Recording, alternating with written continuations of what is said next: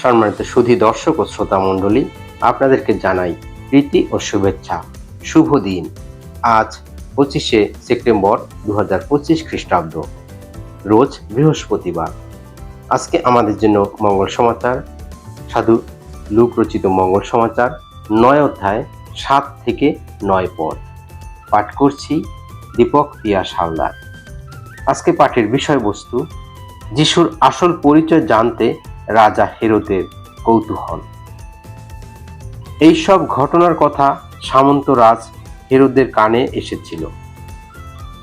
এসব শুনে তিনি কেমন বিভ্রান্ত হয়ে পড়েছিলেন। কেননা কেউ কেউ বলছিল দীক্ষাগুরু যোহন মৃতদের মধ্য থেকে বেঁচে উঠেছেন।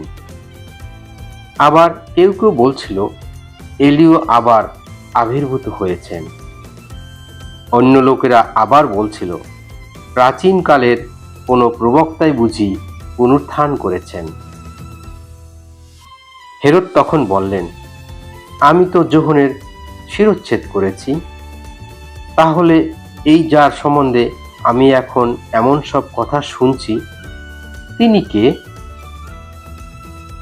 তাই যিশুকে দেখার জন্যে তার খুবই কৌতূহল ছিল।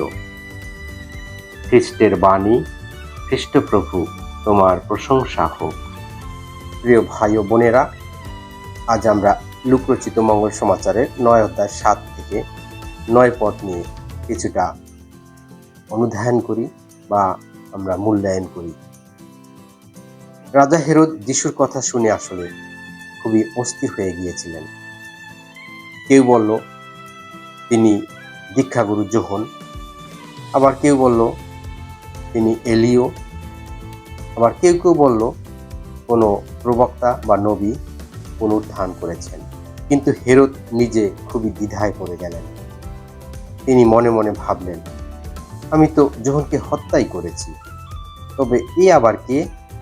প্রিয়জনেরা, আমরা এখানে দেখতে পাই যখন ঈশ্বরের কাজ মানুষের মাঝে প্রকাশিত হয় তখন অনেকে বিভ্রান্ত হয়, ভয় পায় কিংবা ভুল ধারণায় পড়ে যায়।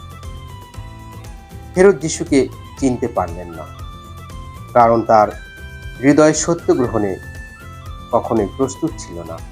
একইভাবে আজও আমরা প্রায়ই যিশু সম্পর্কে প্রশ্ন করি, তিনি কে? কেবল ইতিহাসের একজন মহৎ মানুষ, নাকি সত্যি তিনি ঈশ্বরের পুত্র? যদি আমাদের দৃষ্টি শুধু কৌতূহল বা সন্দেহে সীমাবদ্ধ থাকে, তবে আমরাও হেরোদের মতো অস্থির হয়েই থাকব।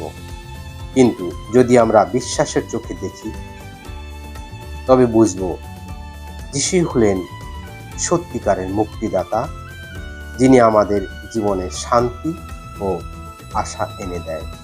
প্রিয়জনেরা, তাই আসুন আমরা প্রার্থনা করি যেন যিশুকে সঠিকভাবে চিনি এবং তার উপস্থিতিতে আমাদের অন্তরে গ্রহণ করি এবং প্রতিদিনের জীবনে তার মুক্তির শক্তিকে অনুভব করি এবং সেই শক্তি আমাদের প্রত্যেকের জীবনে তা ব্যবহার করি।